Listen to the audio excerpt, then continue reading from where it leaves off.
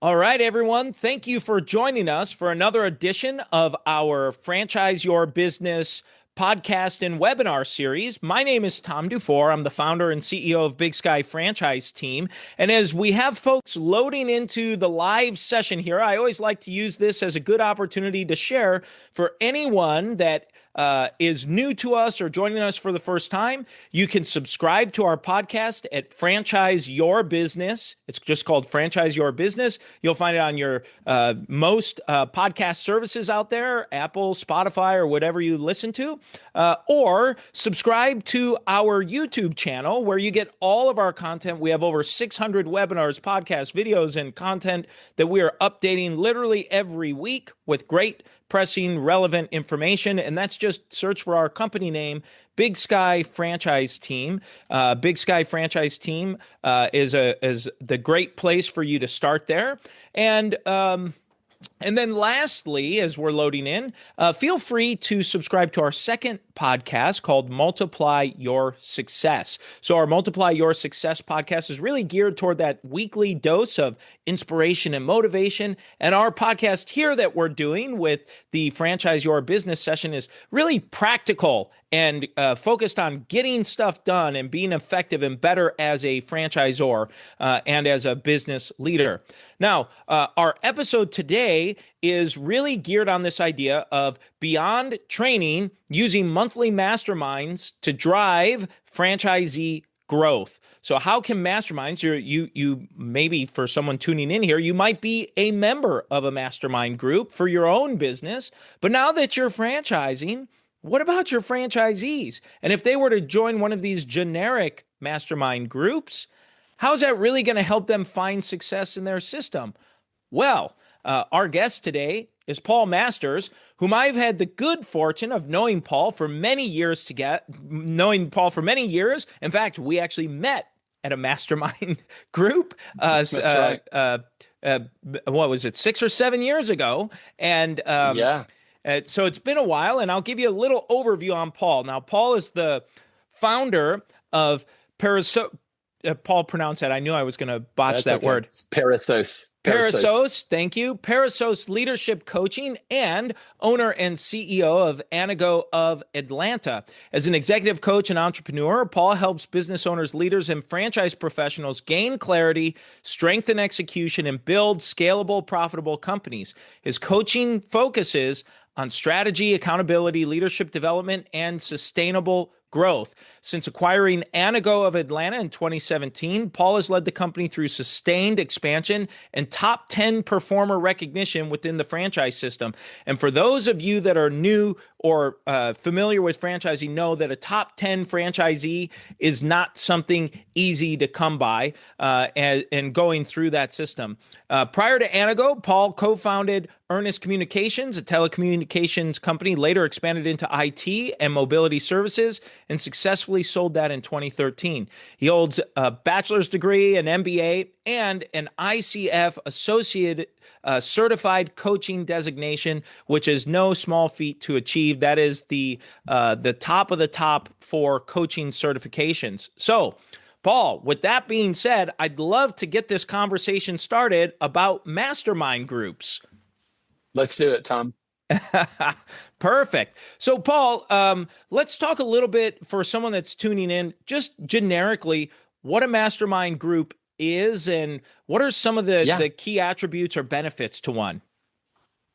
Sure. Well, I think it's helpful if you don't mind, maybe just to give a little bit of context and background. So, when I was actually in business with my father-in-law for 21 years, I worked for him for 6 years in a company that he founded, and then for 15 years together in a company that we co-founded. And so when we sold that company, I worked for the company that bought us for about 3 years, had a contract with him. And during that time, I met a franchise consultant. And so I became intrigued with the concept of franchising. And over the last 10 years, have owned and operated 3 different franchises, 2 of which are still alive and kicking.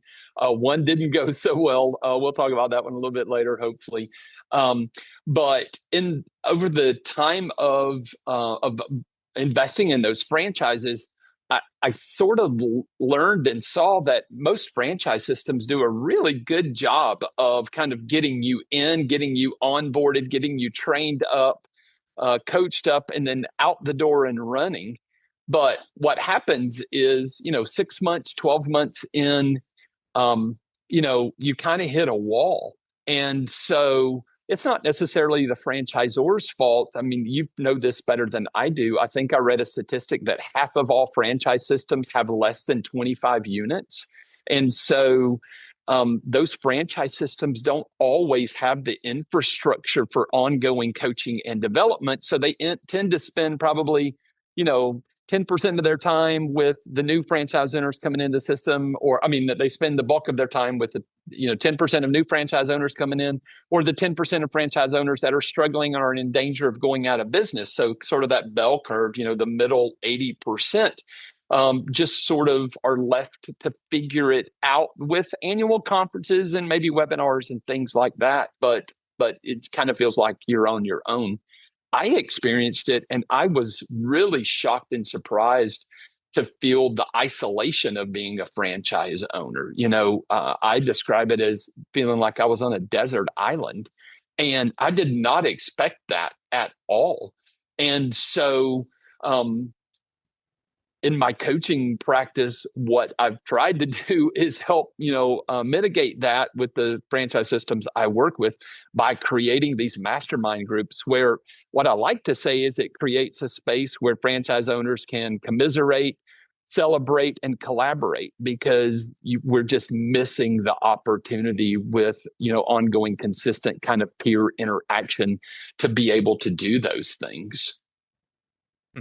Well, I think that's a great overview, and even as you were describing kind of that feeling of being isolated as a franchisee, I recall even in my own when I was a franchisee that I had very similar sentiment.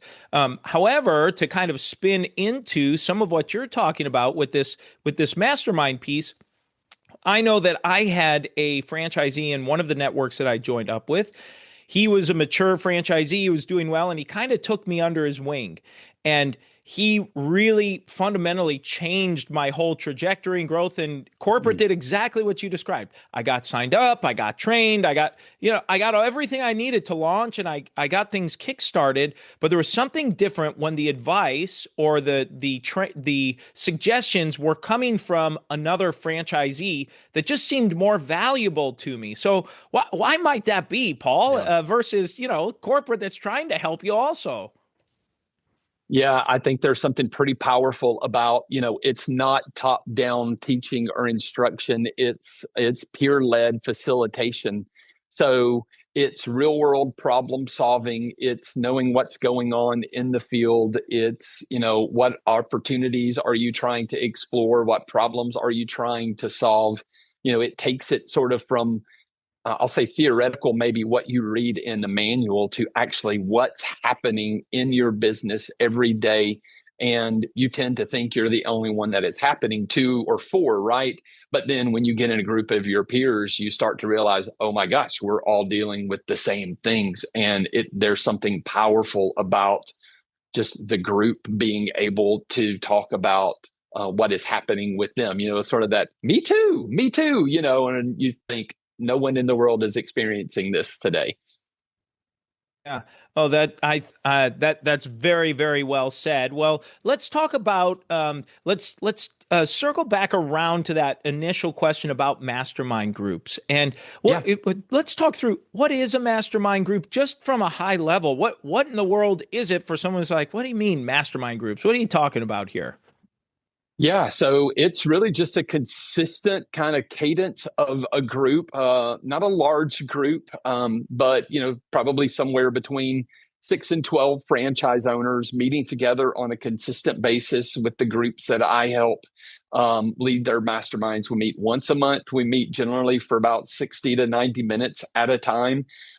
It is not teaching, is not instruction necessarily. It's more facilitating. It's more peer led. There is structure to it. We talk about business snapshots, reviewing key metrics, roundtable problem solving. But really, the beauty of it is that we're able to flex based on what the group needs at any one time in whatever season that they're in. Well, that's really helpful. So this mastermind group, and there are, from my understanding, lots of mastermind groups out there. And in fact, if you're an owner or a business, a franchisee or what have you, chances are you've been contacted or solicited to join one or more of these groups through LinkedIn or Right. maybe networking groups that you're a part of. But how is a franchisee mastermind networking group different from, say, just a general business owners mastermind group? For example, where you and I met, it was just and there was nothing wrong with it. It was a fantastic group Exactly. that we were a part of. But how is that different from what you're talking about here? Yeah, and I'm in a mastermind group today myself, and so um, there's just something different about being in a group of franchise owners where you're all in the same system. There's a depth of understanding that there's no real explanation of what the problem is. Everyone just intuitively knows what the problem is, and so you're not necessarily trying to take what you do in your plumbing business or in your IT business. Not that there's anything that's wrong with that, and trying to sort of overlay it on top of what the problem is in a franchise business. There's this intimacy of like you're all dealing with the same things, and you're just able to go so much deeper, so much faster, I think, because of that. Well, Paul, you said in a group like this, it helps to commiserate, to celebrate, and there was a third C. What was a third one? Collaborate. Collaborate. I knew there was another C rhyming word in there. Yep. I didn't Yep. jot it down fast enough. I Okay. haven't trademarked it yet, so you may beat me to it. Well, let's talk. Let's go through this, okay? The Yeah. commiserate. So, as a franchisor, I think there's a fear in most franchisors, and I've seen it in the clients I've worked with for over 20 years. No one ever really talks about it, but there's kind of this unsettling or unnerving fear that one day the troops are going to kind of circle the wagons and come back on you as the franchisor. Now, Hmm. I rarely see such a situation occur. So when you say commiserate, someone who's Yeah. tuning in might say, Paul, are they circling the wagons? What's going on here? Do I need to be worried? So let's talk about each one of these. So what do you mean commiserate? What are they Yeah. doing there? I think it's just, it's the first thing I think about is you haven't done it correctly if, as a franchise owner, you don't have that, oh no, what have I done moment. When you think about leaving your corporate career, plugging down tens to hundreds of thousands of dollars, and then you look around and you think, oh no. So I think everyone's had that moment, whether they want to say it out loud or not. And that's probably the first place to start by commiserating is, yes, you're not alone. I too thought I had that moment where I thought I have made a terrible choice. So that's probably the first thing that I think about. The second thing is really just, the sort of the rhythms of business. You lose accounts, you get beat out by a competitor. It's you have your top sales rep resign on you all of a sudden. I mean, just things that go on. You just have someone who has been there, done that. They know exactly how you feel. And I guess it's maybe the old saying, misery loves company, but it's just someone who can identify with whatever the loss of the day is in your business life. Oh, that's I think that's very well said. I definitely think back to what owning my franchise, and when I would have those moments with other franchisees, exactly as you're describing, right? Where it's you have this connection point of they just immediately understand, and they're not really solving the problems. It's just someone that you're talking to that went through the same thing a year ago or 2 years ago, and they're just listening, and that's it. It's just kind of almost maybe a form of therapy, or just kind of a reset or a cleansing a little bit. Yeah, that's a great way. That's a great way to describe it. It's a little bit of it's catharsis, that's for sure. Just getting it out. All right. Well, let's talk about the celebrating here. How are they celebrating together?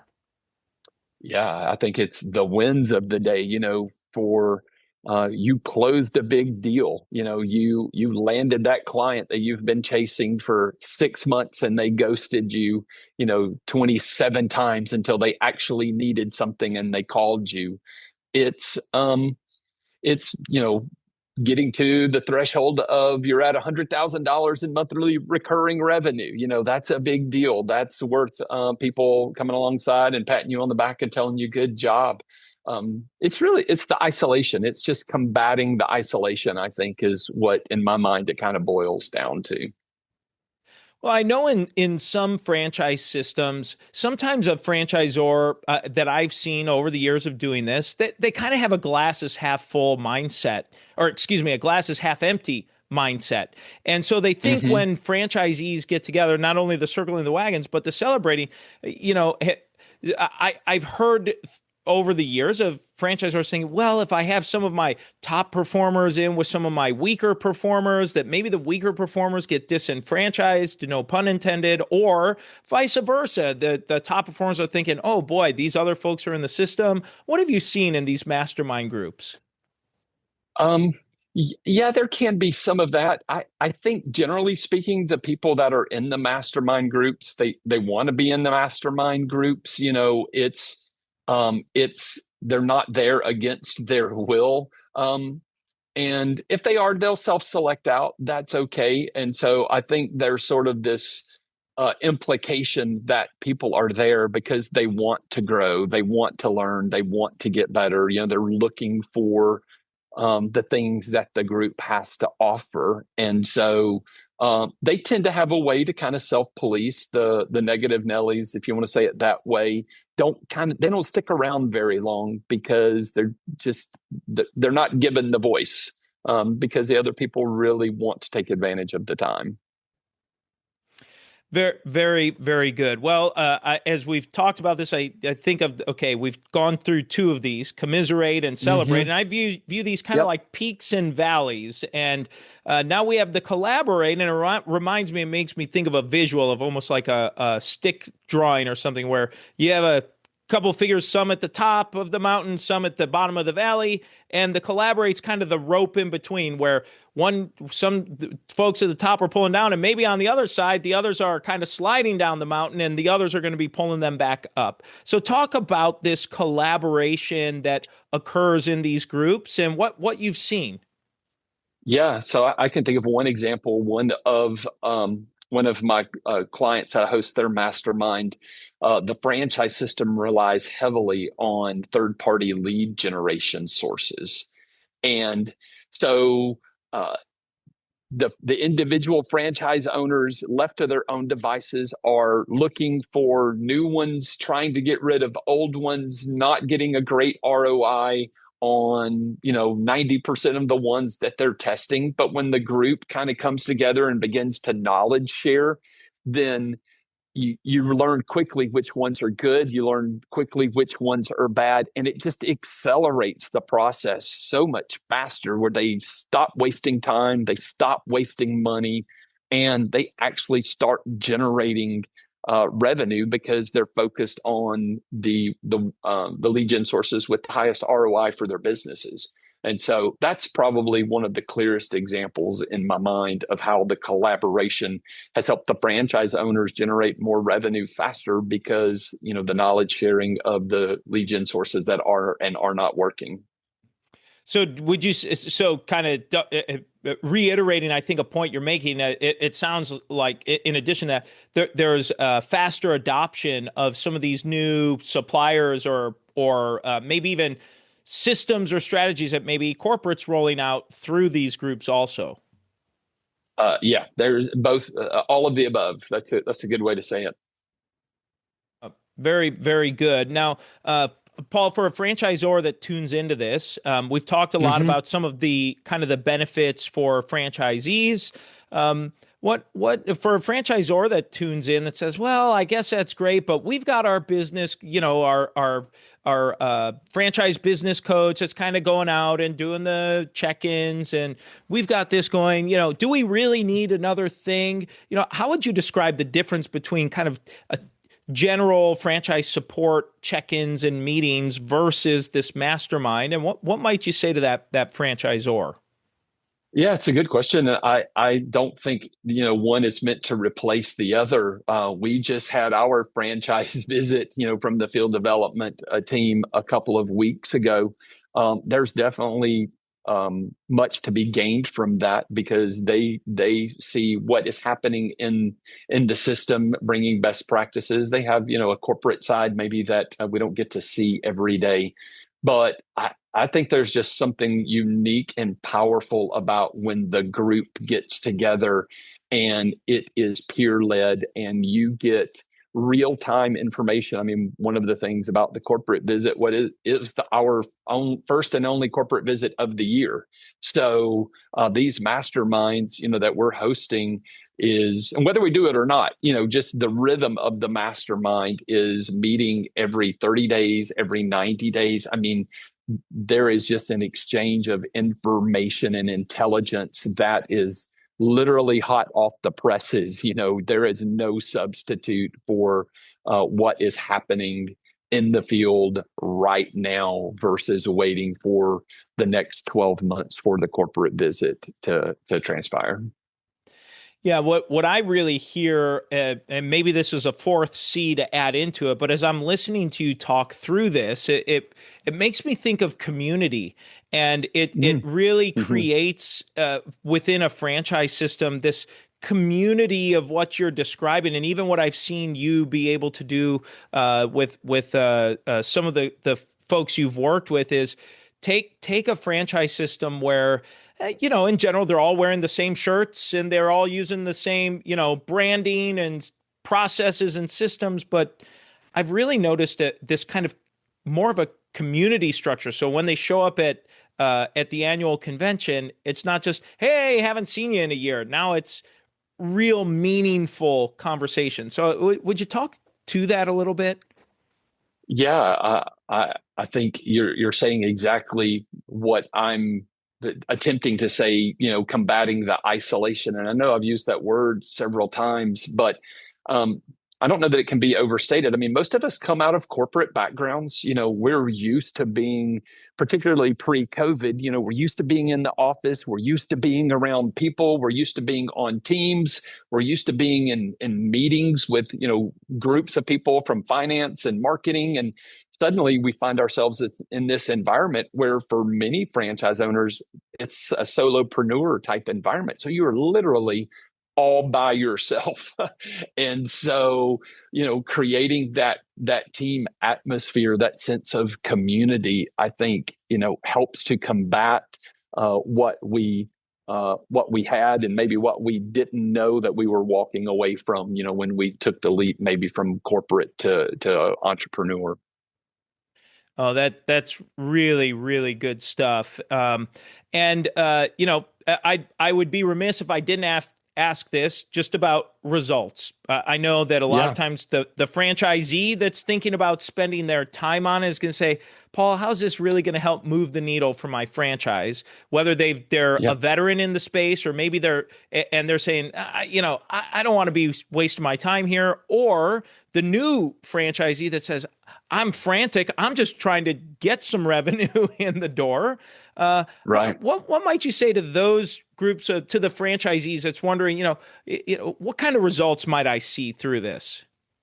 Yeah, I think about one franchise system that I host their mastermind. Someone that when I first got involved with them, great organization.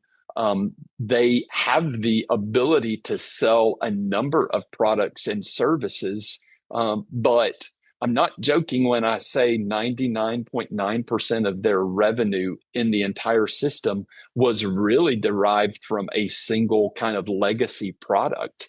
And so when I got involved with them, we quickly, through the franchise owner's request, we quickly set out to create some diversity in their product portfolio.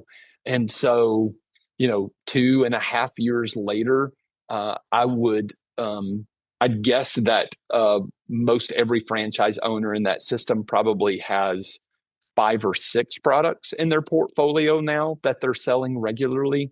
We've seen some of the new franchise owners in the system have a mix of, only 50% of their revenue is derived from the legacy product, and 50% now is derived from these other products. They sell more. The product margins are higher. The franchise owner is happier. I mean, the franchise owner is happier. The franchisor is happier because, their royalties are increasing. So I think that's just one example of how the collective power of the group can create more products, more revenue, more profit. And that was because of the mastermind. Very, very good. And Paul, let's look at the other side for the franchisor that you're looking to maybe come in and form this, and the franchisor says, "Paul, I'm interested, but I've got some skepticism. How is this going to really help move the needle, or what kind of results might I expect?" And I think your example you just shared probably applies to both, but I'd just be curious for if there'd be anything different you might add or contribute to that franchisor that might be talking to you. Yeah, this is in no way meant. I mean, I know, at least hear the stories about sort of the antagonism that can exist between franchisors and franchisees. I have not personally experienced that in any of the franchise ownership that I've been involved in over the 10 years. But the mastermind is in no way meant to say, oh, the franchisor, is all wet. They have no idea what they're doing. This is how it really works. It's meant to work in conjunction with what the franchise system is, to enhance the areas and opportunities where things are going well, and to improve the areas where they're not. And it's also a feedback mechanism to the franchisor to say, hey, through the collective wisdom of the mastermind, here are things they really like. Here are things, areas of improvement, enhancement. So it for the franchisors who want to embrace the process, I think it can be valuable information for them also in terms of improving the product or system or service that they have. Oh, very, very good. Well, I'd love to open this up to some questions from anyone that's tuning in here. So please type that into the chat box or raise your hand. I can unmute you while we're waiting. And Paul, while someone might be typing that in or chatting, how can people learn a little bit more about what you're doing or get in touch or connect? Yeah. They can find me. Perisosleader.com is my website. It's Perissos leader.com. They can reach me at paul@perisosleader.com also. Perfect. Perfect. Well, I will make sure we'll include that in some of the show notes and details here as well. I'm not seeing any other questions come in at the moment. So with that, I'd love to close things out. And Paul, just thank you for your time here. I think this concept of mastermind group, I mean, we've worked together, collaborated together with clients through this process, and have truly seen the value added benefit, especially for an emerging franchise brand that started originally maybe with 7, 8 franchisees in the system, and now we're growing to 20 and beyond. And how this has impacted that system in particular, and how we know that, and even your own experience as being a franchisee in other systems also. So I really appreciate your time for being here, and thank you everyone for tuning in. Yeah. Thanks, Thomas. Good to see you as always.